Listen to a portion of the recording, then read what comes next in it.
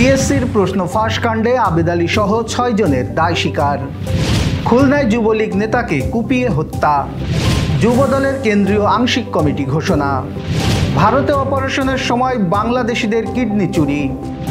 যশোর ও নড়াইলে বিদ্যুৎ স্পৃষ্টে 2 জনের মৃত্যু। প্রেমিকাকে ভিডিও কলে রেখে কলেজ ছাত্রের আত্মহত্যা। জম্মু কাশ্মীরে জঙ্গি হামলায় ভারতীয় 5 সেনা নিহত।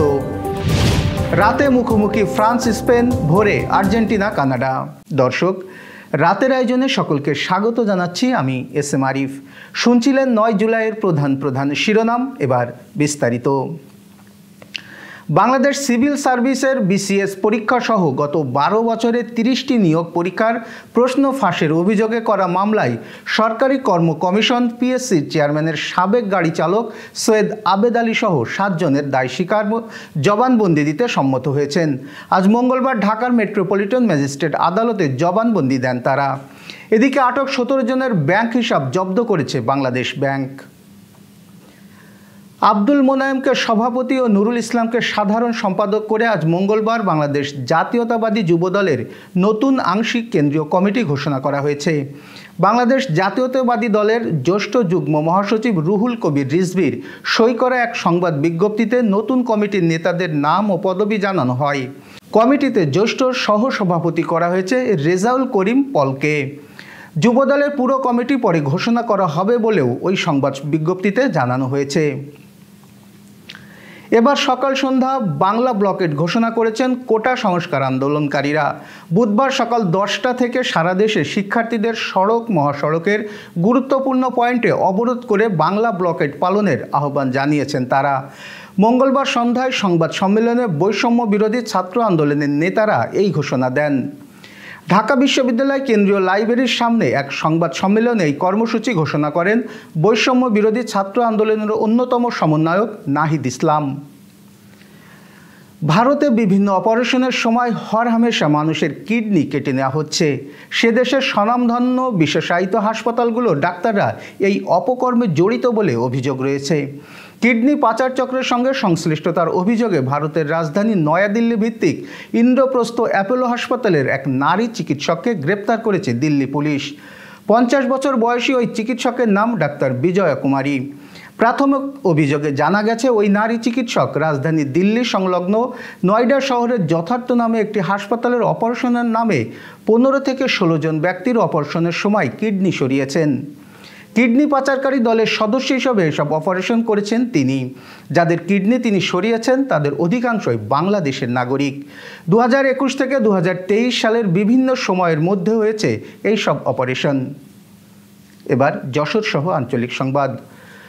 খুলনা নগরীতে আলামিন নামে এক যুবলীগ নেতাকে কুপিয়ে হত্যা করেছে দুর্বৃত্তরা। সোমবার রাত 10টার দিকে নগরের পূর্ব বানিয়াখামার লোহার গেট এলাকায় এই ঘটনা ঘটে। তিনি নগরের 27 নম্বর ওয়ার্ড যুবলীগের সাবেক যুগ্ম আহ্বায়ক ও পূর্ব বানিয়াখামার লোহার গেট এলাকার বাসিন্দা জাহাঙ্গীর শেখের ছেলে। 27 জুলাই আওয়ামী স্বেচ্ছাসেবক লীগের প্রতিষ্ঠা বার্ষিকী। এ উপলক্ষে আজ মঙ্গলবার বিকেলে যশোর জেলা আওয়ামী লীগের কার্যালয়ে প্রস্তুতি সভা অনুষ্ঠিত হয়েছে। সভায় কর্মসূচি গ্রহণ করেন সংগঠনের জেলা সাধারণ সম্পাদক এস.এম. নিয়ামতুল্লাহ সহ নেতাকর্মীরা। যশোরে মুক্তিযুদ্ধ স্মৃতিসৌধের সংস্কার কার্যক্রম সম্পন্ন হয়েছে। সংস্কার শেষে আজ বিকেলে বৃক্ষরোপণ করার মধ্য দিয়ে আনুষ্ঠানিক উদ্বোধন করা হয়েছে এই স্মৃতিসৌধ।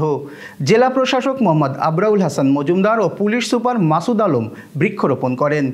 এ সময় স্থানীয় সরকার বিভাগ যশোরের উপপরিচালক রফিকুল হাসান, অতিরিক্ত পুলিশ সুপার জুয়েল ইমরান, বীর মুক্তিযোদ্ধা আলী হোসেন মনি, অ্যাডভোকেট রবিউল আলম, অশোক রায় প্রমুখ এ সময় উপস্থিত ছিলেন। নড়াইলের গোয়েন্দা শাখা পুলিশ অভিযান চালিয়ে মাদক ব্যবসায়ী আকলিমা পারভিন নামে এক নারীকে 5 বোতল ফেন্সিডিল সহ গ্রেপ্তার করেছে। সোমবার রাত 9:30টার দিকে এসআই মোহাম্মদ সাইফুল ইসলাম সঙ্গীয় ফোর্স সহ আউড়িয়া ইউপির রামচন্দ্রপুর গ্রামের কবির শেখের বাড়ির পাশে অভিযান চালিয়ে রাস্তার উপর দাঁড়িয়ে থাকা আকলিমা পারভিনকে আটক করে এবং দেহ তল্লাশি করে 5 বোতল ফেন্সিডিল জব্দ করেন। ইমাম হুসাইন রাদিয়াল্লাহু তাআলা আনহু ফাউন্ডেশন যশোরের আয়োজনে তার পরিবার এবং সঙ্গী সাথীদের শাহাদাতের স্মরণে আজ মঙ্গলবার পুলেরহাট বাজারে পথচারীদের মাঝে শীতল পানি বিতরণ সংগঠনের প্রধান উপদেষ্টা ফিরোজ খান।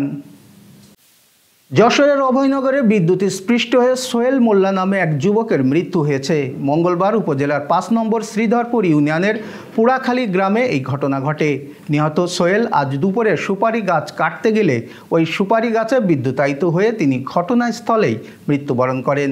এদিকে নড়াইলের লোহাগড়ায় বিদ্যুৎস্পৃষ্টে পারুল বেগম নামে নারীর মৃত্যু হয়েছে। প্রেমিকাকে ভিডিও কলে রেখে গলায় ফাঁস দিয়ে আত্মহত্যা করেছেন আসাদুল ইসলাম নামের এক কলেজ ছাত্র। মঙ্গলবার ভোররাতে খুলনার কচুয়া উপজেলার মহেশ্বরীপুর ইউনিয়নের ৩ নম্বর ওয়ার্ডের খোড়লকাঠি গ্রামে এই ঘটনা ঘটে। আসাদুল ইসলাম গ্রামের নজরুল ইসলামের ছেলে। এবার আন্তর্জাতিক সংবাদ।